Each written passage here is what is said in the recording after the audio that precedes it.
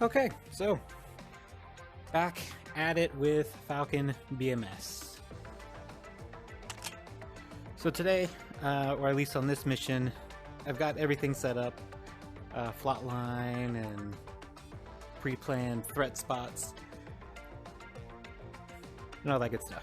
So the mission today at this time is going to be a destruction of enemy air defenses.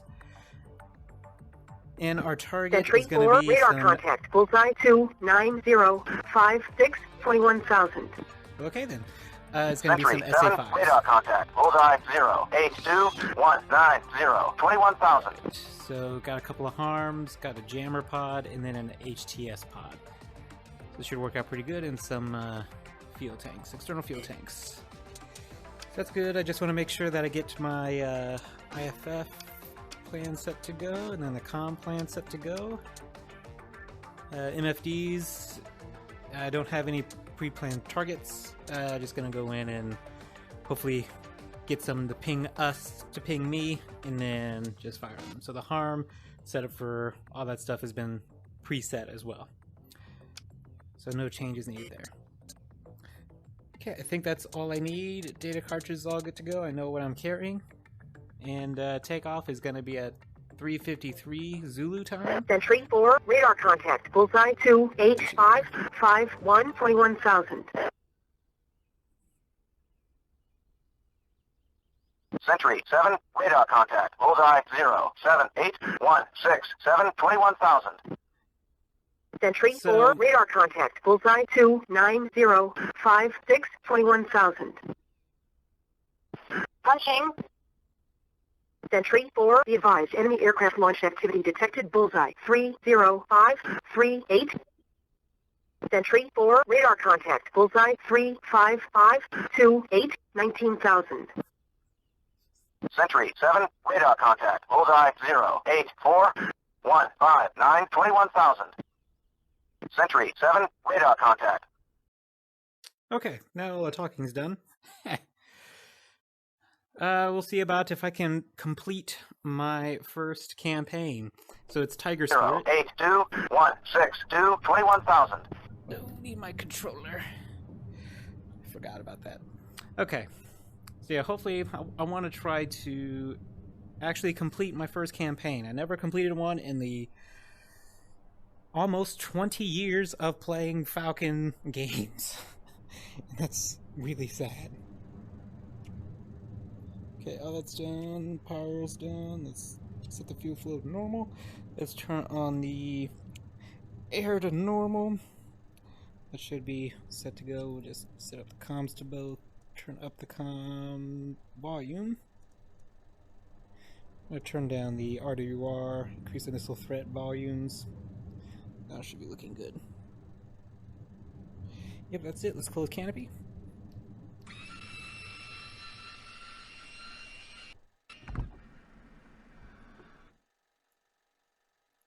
Alright, lock that up. And then we're going to switch the JFS to start 2. But yeah, I want to complete a campaign. I've always wanted to, and I just haven't been able to do it. I've gotten to like day 3 on Rolling Fire, which that could take anywhere from 20, or was it like 30 campaign days to 40 campaign days, and I only made it to day 3 or 4 before I moved on to something else. I'm going to try to stay dedicated. I'm just waiting for the secondary light to extinguish here on the annunciator panel. And there it goes, and then let's go ahead and take the throttle out of the detent. Introduce fuel. And watch the RPMs in the F-tit.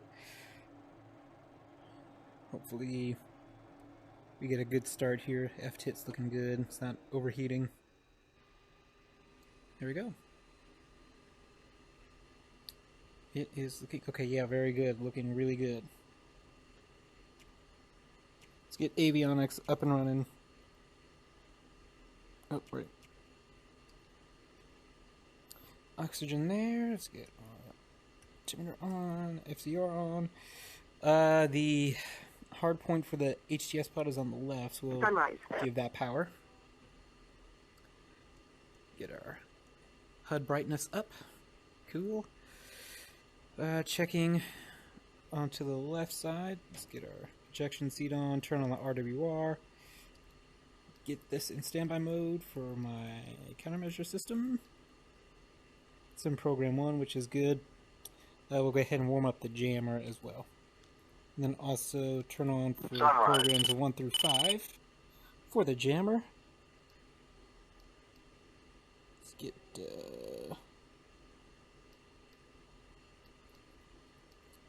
lights turned on there. Since we have a good start, bit test is going, or the bit boot up is going for my MFDs. The alignment for GPS is getting started. Let's just start doing some tests. Well, actually, let's take out the EPU pin, safety pin. Boom. EPU safety pin is gone. Okay, let's probe heat just to see if there's anything hot. Nope. Nothing hot for the engine. Put it into test to make sure that it actually works. Flick blinking, and that's good. It works. So we're going to go ahead and turn that on and leave it on. This is for engine fire warning lights. Make sure those are working, and they are. Let's turn that off. Oxygen low warning on the right eyebrow here, and that should extinguish itself in I don't know, 10 more seconds or so, or less. Okay, so that's done, and then we're going to check to make sure all the lights are working. Pull up. Altitude. Warning. Jammer. Counter. Shaft. Flare. Low. Out. Alright, they're all on. Lock. IFF. Caution. Bingo.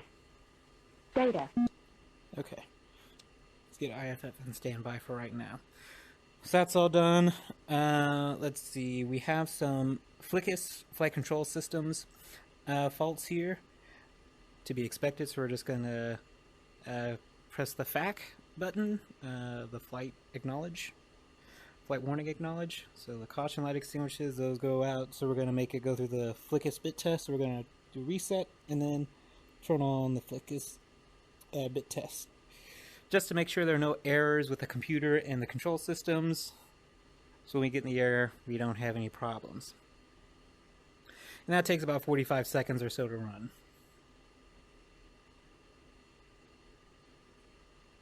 Okay, our bit boot up is done. Let's go to the test page. We can see some of the FLICUS faults and some of the other faults just in starting up the the jet. You can just clear those out. And then we're going to get our data cartridge ready to go. Data cartridge just handles all of the essential information that I need when it comes to weapons. Okay, so FLICUS bit is done. I don't see it fail, so let's make sure that it passed. So let's, instead let's change this DTE to, there should be a FLICUS. Yep, FLICUS, flight control system, and then we see that it passed the bit test, which means our flight control systems are good to go. And we can even test that out. Looking good. Rudder, looking good. Okay. So now that the bit test is done and it's all good to go, let's go back to the data cartridge, and then we're going to click load to load up everything from comms to weapon systems to data links to our profile for everything, our flight for the day, and then the data cartridge goes right in here. It's kind of like a USB that you plug in and it loads all the data into the jet. Alright, so the data has been loaded and we are aligned for GPS, ready here, and then we should see the align on the HUD here.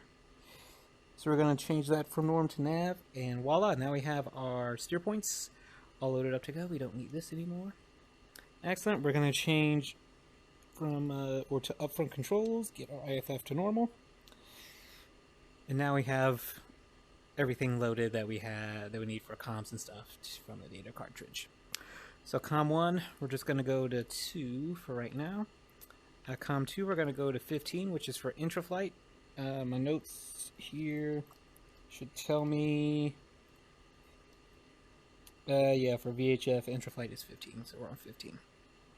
in just a comms ladder for my reference. Alright.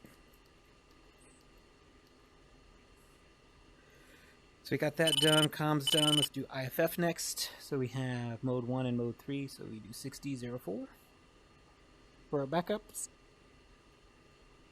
There we go. 0, 4. Cool. So backup for IFF is done. I don't really need to do anything in here. I'm not really messing with auto-changing IFF codes or what do you call, decoupling it. I'm not going to do anything of that nature. Alright, so in list mode, what do I need? Bingo, 1,500 pounds. I like to have a safety net of 2,000 pounds. Alright, let's go back to list. So we have harms. I don't have any laser codes or anything that I need to worry about. But let me go to miscellaneous and then the RCL for our HMCS, the helmet mounted queuing system. And I want to try to align that right now. Alright, so we're going to press 0. Oh wait, hold on. I need to turn on my CMS. There we go. So as you can see, it isn't disappearing on the HUD. It kind of is overlaying, which that's not what it's supposed to do. So we need to align it. Alright, so let's press 0, and we're just going to line up the crosshairs. And then press the cursor enable 0, or cursor 0 enable. Let's line this up. Boom. Okay, so it's aligning. And the alignment is okay. Alright. Doesn't have to be perfect, just has to be close enough. So that we can see no more double HUD. But if I look away from the HUD, then it comes on. And when I go back, it disappears. So that's what the helmet mounted queuing system should be doing. And then we have other alignments that I need to do when I get into the air. So we're going to turn that off. We're going to wait on that. Return. Let's go back to list. Do I need to think of anything else? Oh, the data link. So let me go to my briefing here. This should tell me that, let's see, yep, destroying air defenses, SA-5 is what I need.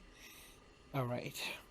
We only have an escort of F-15s, and it's just 2. So Hog 2-1 and Hog 2-2. And then my call sign for this one is going to be Mudhen 7-1. Alright, so let's go to the data link, enter, and sequence over, so I can add our second flight to track them with the jet. So 2-1, 2-2 for a second flight lead, and then a second flight wingman. That's all I need to do. I'm going to do return, return, that's it. Alright. Let's go back to list. And data link is done, INS is done.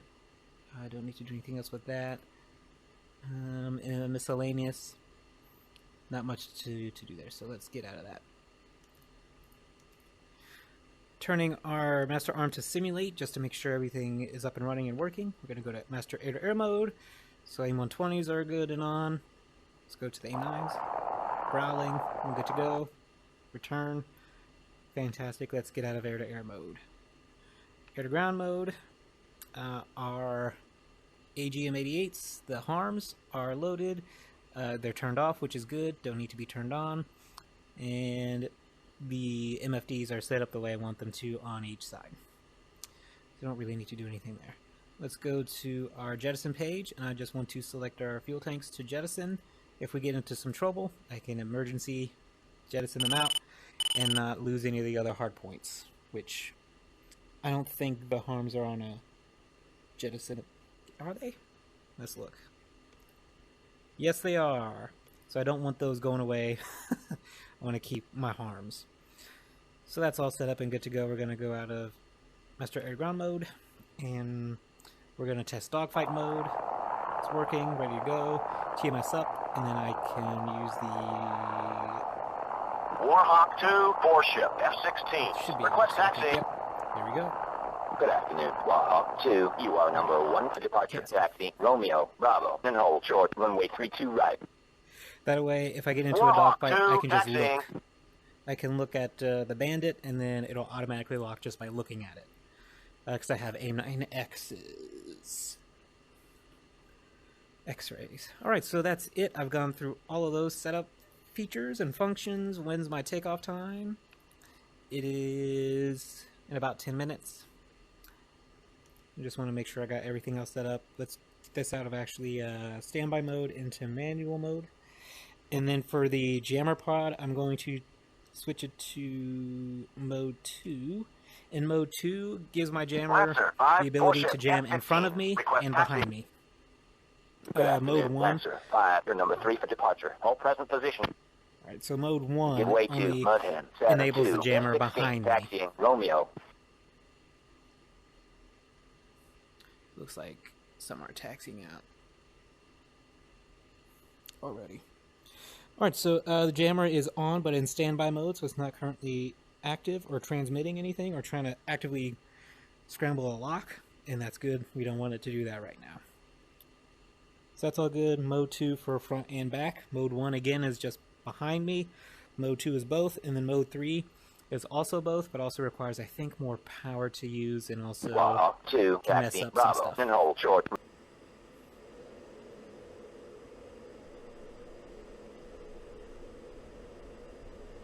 Turn and burn.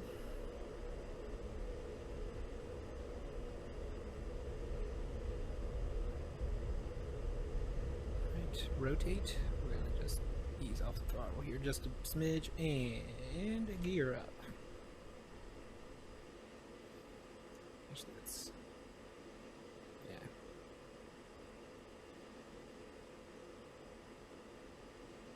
From like program 5 all the way down to program 1. And then all the ALIC codes for the harm, so you could select it. What?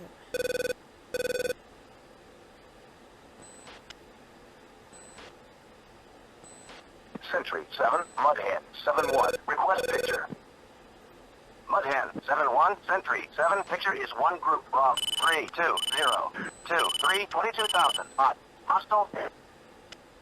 Uh-oh. Turn this wrong on. Looks like there's some active jammers going on.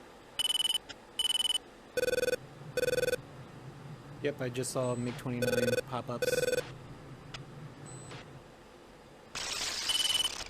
Yep, see I'm getting locked up right now. Let's turn on the jammer. Jammers are on. Let's turn into them. Fog 2, Sentry 7. Be advised. Threat aircraft. Bullseye 1, 2, 2, 9, 8, 20,000. Chaff, flare. Chaff, flare. Chaff, flare. Chaff, flare. Chaff, flare. Chaff, flare. Chaff, flare. Altitude. Altitude.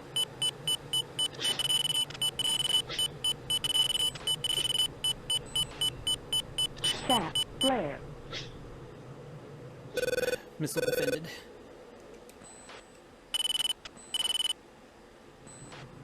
See if we can just disengage here.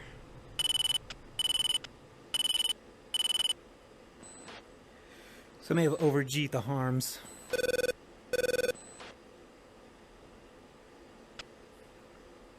And I think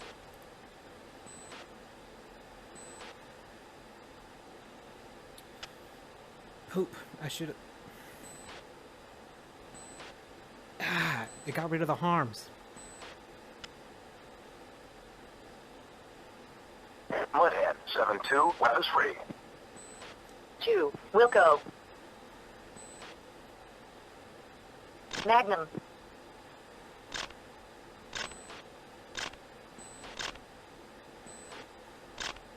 SA-10 pinging me. Fog 2.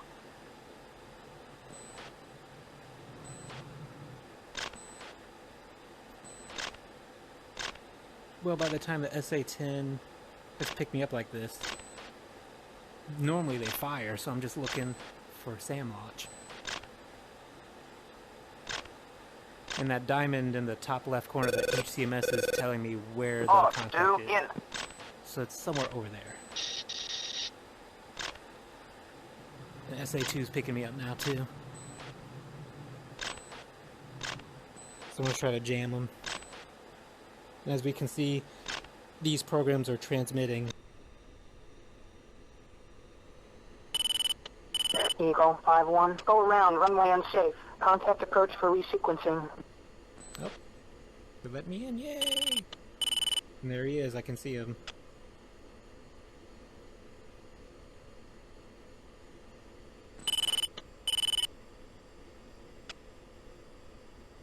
Man, it is windy.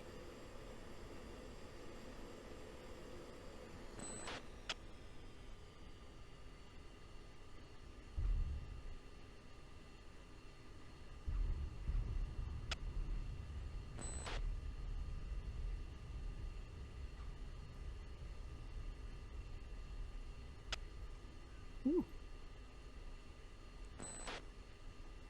Let's get nose wheel steering turned on.